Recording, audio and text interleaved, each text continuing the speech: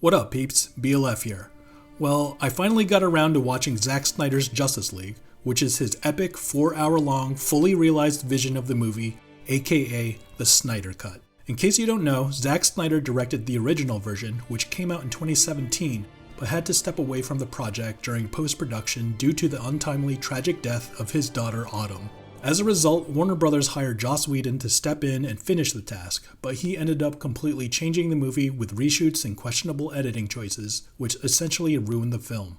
Thankfully, after overwhelming outcry and prolonged support from a massive fanbase, the Snyder Cut was released over 3 years after the original version's theatrical run. Now, I gotta be honest, I was very skeptical going into the movie.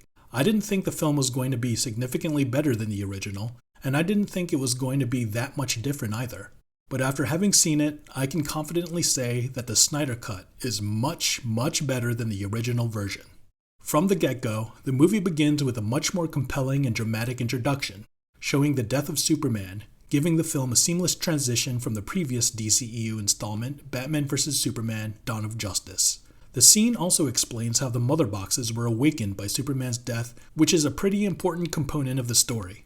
The next detail I noticed is that the movie is displayed with a 4:3 aspect ratio, which I was not a big fan of at all. I thought it was a very odd and distracting choice since the standard format for films is much more cinematic and immersive, while the 4:3 format is practically a square box and doesn't fully utilize the space of any modern screen. I also noticed the color palette is very dreary and much less vibrant than the original version. I personally prefer a little more pop of color, however, this is more of a nitpick and didn't significantly impact my enjoyment of the movie.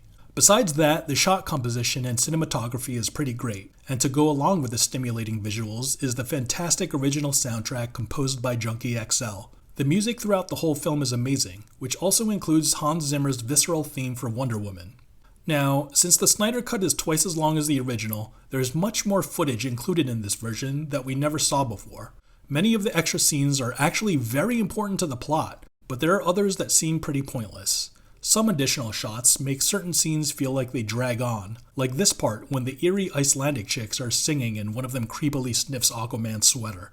Yeah, I thought that was kinda weird. By the way, if Aquaman just takes off his shirt and throws it away every time he dives back into the ocean, why does he even bother putting one on in the first place? Other scenes are drawn out and made overly dramatic by superfluous use of slow motion, which is a common trait of Zack Snyder's films. Victor Stone's touchdown highlight, for example, felt like it dragged on forever and didn't need to be this dramatic.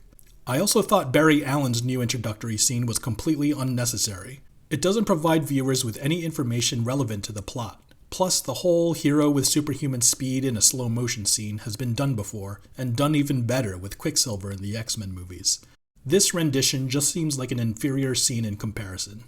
The first time I really got excited for extra beats in the Snyder Cut, however, was during Wonder Woman's intro action sequence. After that, I realized every action sequence in the entire film was enhanced with extra shots. The action scene between the Amazonians and Steppenwolf is one of my favorites from the original, but this version is even better, and Steppenwolf is 10 times more badass too. The much improved visual effects definitely contributed to that, and I could tell a lot of time was spent on additional sound effects, which enhanced the intensity of the film as well. The biggest improvement is that the Snyder Cut gives much more depth and relevance to the characters, most notably the Flash, and especially Cyborg. To be honest, I didn't really care about him in the original at all. I thought he was a boring and trivial character, but the Snyder Cut spends much more time fleshing out his backstory, presenting a more in-depth look at his abilities, explaining a much more comprehensible connection with the mother boxes, and establishing a much deeper, more emotional, and meaningful relationship with his father. As a result, Cyborg is a much more likable and interesting character. There are also scenes that contain important information integral to the plot that were never included in the original version, such as the conversation that explains how the Mother Box was able to resurrect Superman. It's actually crazy how this crucial detail was excluded in the original. Oh, and by the way, the appearance of Martian Manhunter was completely unexpected. I was totally surprised and got very excited by the inclusion of those two scenes. While plenty of additional footage was added to the Snyder Cut, there were other shots that were taken out as well. Most of these were comedic beats, such as this line by Batman. Yeah. Something is definitely bleeding. I'm actually glad this was taken out because it was really corny and felt completely out of place. But unfortunately, I still did notice the presence of several corny lines here and there throughout the film. I belong to no one. There were other lighthearted parts that were removed that I actually did like, such as the bit where Aquaman rambles on while unknowingly being tied to the lasso of truth. I also really liked the post-credits scene in the original where Superman and Flash race each other as well. And another part I enjoyed that was taken out of the Snyder Cut is when Batman coaches Flash, who's nervous before their first encounter with Steppenwolf and the Parademons. I really liked seeing Batman step into that role of the experienced mentor, taking the young novice Flash under his wing. Anyway, skipping ahead to the final action sequence, I thought it was still a bit messy and dragged on, but at the same time it was definitely improved from the original. Although, the fact that this Parademon was able to hit the Flash, who's running at pretty much the speed of light, is just ridiculous.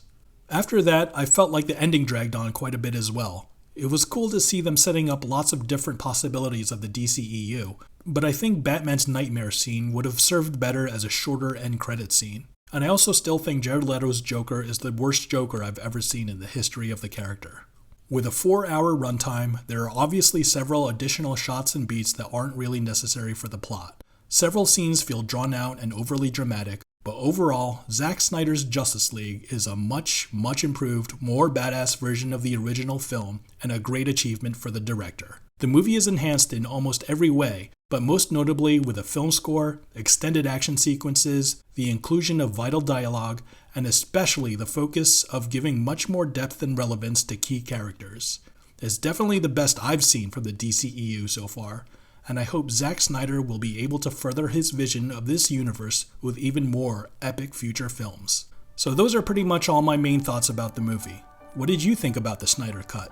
Feel free to let me know your thoughts and opinions in the comment section below. All right. Thanks for watching. Until next time, peace out.